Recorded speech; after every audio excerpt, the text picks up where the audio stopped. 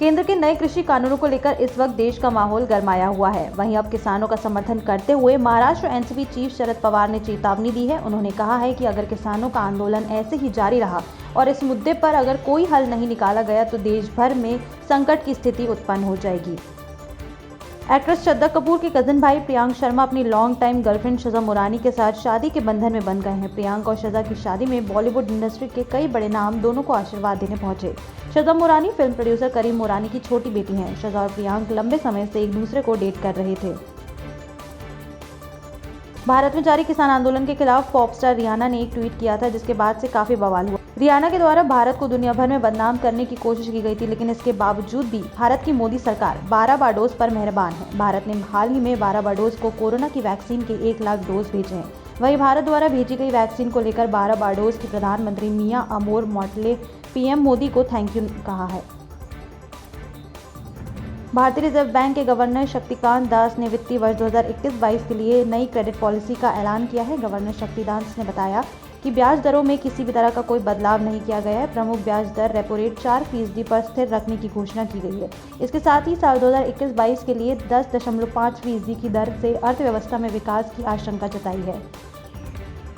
BJP के दिग्गज नेता और पूर्व वित्त मंत्री सुधीर मुनगंटीवार ने मुख्यमंत्री उद्धव ठाकरे के साथ बंद कमरे में करीब आधे घंटे बैठक की, जिसके बाद से अटकलों का दौर शुरू हो गया है। सुधीर ने सरकारी गेस्ट हाउस में सीएम उद्धव ठाकरे के साथ आधे घंटे बैठक की। हालांकि दोनों नेताओं के बीच क्या बातचीत हुई अभी तक साफ नहीं हो पाया है। कॉमेडियन मुनव्वर फारूकी को सुप्रीम कोर्ट द्वारा अंतरिम जमानत दे दी गई है। मुनव्वर फारूकी पर आरोप लगे हैं कि उन्होंने हिंदू देवी देवताओं को लेकर एक कार्यक्रम के दौरान अपमानजनक टिप्पणी की थी, जिसके बाद फारूकी पर हिंदू धर्मों के लोगों की धार्मिक भावनाओं को आहत करने के आरोप लगे थे। सुप्रीम कोर्ट ने गिरफ्तारी के दौरान सही प्रक्रिया का पालन न होने के आधार पर उन्हें अंतरिम जमानत दी है। पीएम मोदी की भतीजी सोनल मोदी को गुजरात बीजेपी ने निकाय चुनावों का टिकट देने से इनकार कर दिया है। बीजेपी ने पार्टी के नियमों का हवाला देते हुए सोनल मोदी को टिकट देने से इनकार किया है।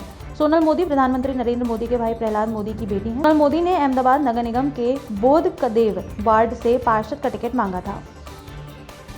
केंद्र सरकार के नए कृषि कानूनों को लेकर देश भर में बवाल मचा हुआ है। इस बीच यह राज्यसभा में केंद्रीय कृषि मंत्री नरेंद्र सिंह तोमर ने खुलकर अपनी बात रखी। कृषि मंत्री नरेंद्र सिंह तोमर ने कांग्रेस पर जमकर निशाना भी साधा। नरेंद्र सिंह तोमर ने कृषि बिल को लेकर कहा कि वो खेती पानी से होती है, खून से खेती सिर्फ और सिर्फ कांग्रेस ही कर सकती है, भाजपा नहीं। भारत सरकार नरेंद्र मोदी जी का नेतृत्व पूरी तरह किसानों के प्रति समर्पित है। दिल्ली से सटे ग्रेटर नोएडा में 2 लोगों की हत्या कर दी गई। जिन लोगों की हत्या की गई है वह मध्य प्रदेश के पूर्व मुख्यमंत्री कमलनाथ के चचेरे भाई थे। मृतक के बेटे रोहित ने पुलिस को बताया है कि मृतक नरेंद्र नाथ मध्य प्रदेश के पूर्व मुख्यमंत्री कमलनाथ के चचेरे भाई थे। पूर्व मुख्यमंत्री कमलनाथ के चचेरे भाई होने से और सनसनी मच गई है।